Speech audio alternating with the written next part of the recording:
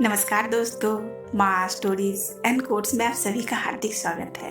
पौराणिक कथाओं से पता चलता है कि देवताओं और दैत्यों के बीच कई युद्ध हुए। इन युद्धों में कभी देवता जीतते तो कभी दैत्य, लेकिन एक समय ऐसा आया कि राक्षसों की शक्ति तेजी से बढ़ने लगी। इसका कारण था मृत संजीवनी विद्या।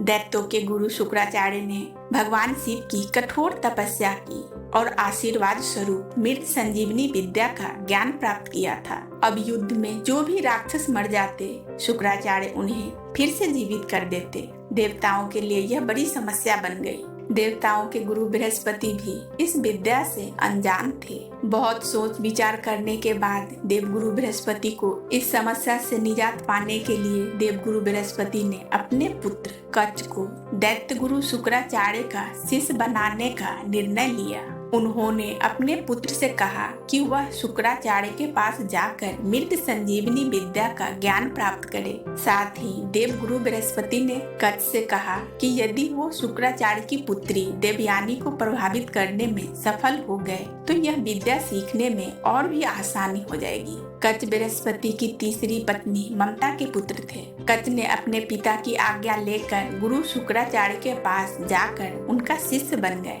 कच्छ देखने से ही एक तेजस्वी और बुद्धिमान युवक प्रतीत होते थे। उनकी सुंदरता और शौर्यता को देखकर शुक्राचार्य की पुत्री देवयानी मन ही मन उन पर मोहित हो गई, पर यह बात उसने किसी से नहीं बताई। इसी बीच राक्षसों को यह पता चल गया कि बृहस्पति का पुत्र कच्छ शुक्राचार्य से शिक्षा ले रहा है। राक्षस समझ गए कि कच्छ का उद्देश्य तो मृत संजीवनी विद्या का ज्ञान प्राप्त करना है। राक्षसों ने सोचा कि कच्छ का जीवित रहना उनके लिए विनाशकारी हो सकता है, अतः वे चुपचाप कच्छ को मारने की योजना बनाने लगे। एक दिन राक्षसों ने कच्छ को पकड़कर उनका वध कर दिया। देवयानी को जब यह पता चला तो उसने रो रो कर पिता से कच्छ को पुनर्जीवित करने की याचना करने लगी। शुक्राचार्य देवयानी का कच्छ के प्रति प्रेम समझ गए थे। हार कर उन्होंने कच्छ को जीवित कर दिया। इस बात से राक्षस चिढ़ गए। उन्होंने कुछ दिन बाद पुनः कच्छ को मृत्यु के घाट उतार दिया, लेकिन शुक्राचार्य भी क्या करते,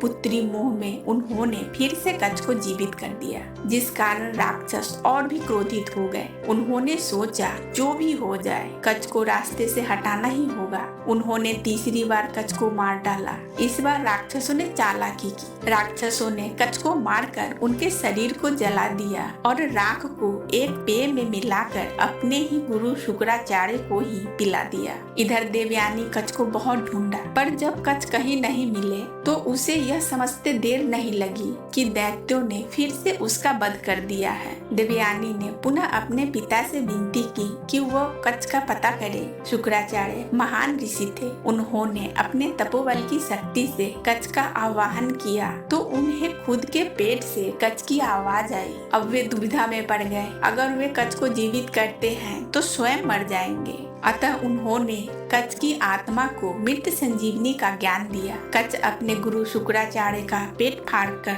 बाहर आ गए। शुक्राचार्य की मृत्यु हो गई। कच्छ ने मृत संजीवनी विद्या का प्रयोग किया और गुरु शुक्राचार्य को जीवित कर दिया। उन्होंने शिष्य धर्म का पालन किया। देवयानी कच्छ को देखकर अत्यंत प्रसन्न हुई और उसने कच्छ से विवाह करने की इच्छा जताई। तब कच्छ ने सारी सच्चाई देवयानी को बता दिया कि वो यहाँ क्यों आया था। फिर उसने कहा कि वह गुरु शुक्राचार्य के पेट से निकला है, अतः वह उनके पुत्र समान है। इसी कारण मैं तुम्हारे भाई समान हूँ और तुम मेरी बहन। मैं बहन के साथ विवाह कैसे कर सकता हूँ। कच्छ के विवाह प्रस्ताव को ठुकराने से देवयानी की भावनाओं को ठेस पहुंची और उसने कच्छ को श्राप दिया कि वह कभी भी इस विद्या का प्रयोग नहीं कर पाएगा। ऐसा श्राप सुनकर कच्छ भी क्रोधित हो उठे और देवयानी को श्राप दिया कि उनका विवाह एक चरित्रहीन व्यक्ति से होगा। इतना कहकर कच्छ देवलोक वापस चले गए। कच्छ के चले जाने के बाद देवयानी व्यथित मन से जीवन व्यतीत करने लगी। एक दिन देवयानी राजकुमारी शर्मिष्ठा और उसके दासी के साथ वन में स्नान करने गई।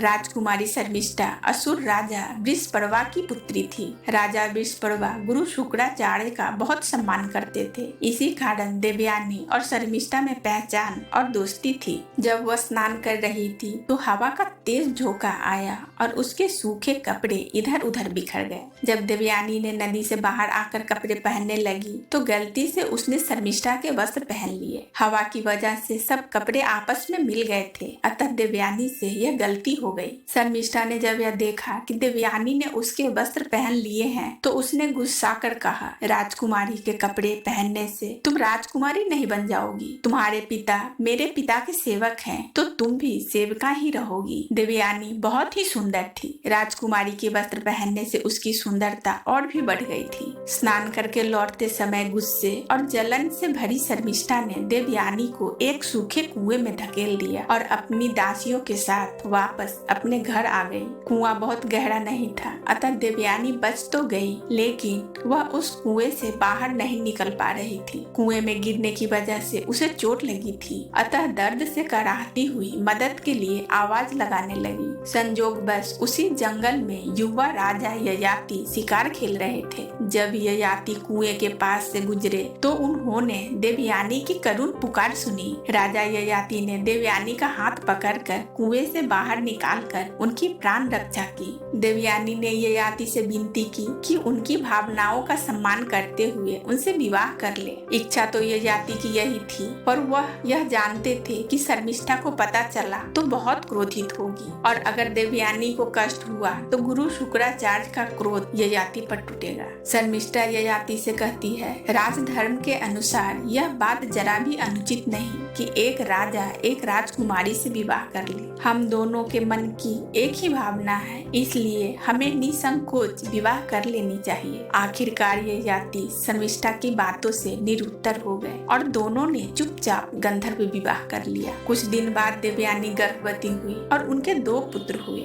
इधर शर्मिष्ठा ने भी 3 पुत्रों को जन्म दिया। देवयानी को जब पता चला कि शर्मिष्ठा के पुत्रों के पिता ययाति हैं, तो उसने ये बात अपने पिता से बताई। क्रोधित शुक्राचार्य ने राजा ययाति को श्राप दे दिया कि वे तुरंत ही एक वृद्ध पुरुष बन जाए। देवयानी ने जब देखा कि उसका युवा सुंदर पति अब एक बूढ़ा व्यक्ति हो गया है तो उसे कष्ट हुआ। देवयानी ने पिता से विनती की कि वे अपना श्राप वापस ले ले। शुक्राचार्य बोले, मेरे श्राप तो वापस नहीं हो सकते। अगर ययाति का कोई पुत्र अपनी इच्छा से अपना यौवन उन्हें दे दे तो फिर वह युवा हो जाएंगे। भोग में डूबे ययाति का मन यौवन के आनंद से भरा नहीं था। वे बड़े आत्मविश्वास से अपने बड़े पुत्र यदु के पास गया और यौवन देने की बात कही। यदु ने ययाति को मना कर दिया। इसी प्रकार से उसके अन्य पुत्रों ने भी इस आग्रह को ठुकरा दिया। अंत में ययाति ने अपने सबसे छोटे पुत्र पुरु से याचना की। पुरु ने सहर्ष अपने पिता की बात मान ली और यौवन दे दिया। उसी पल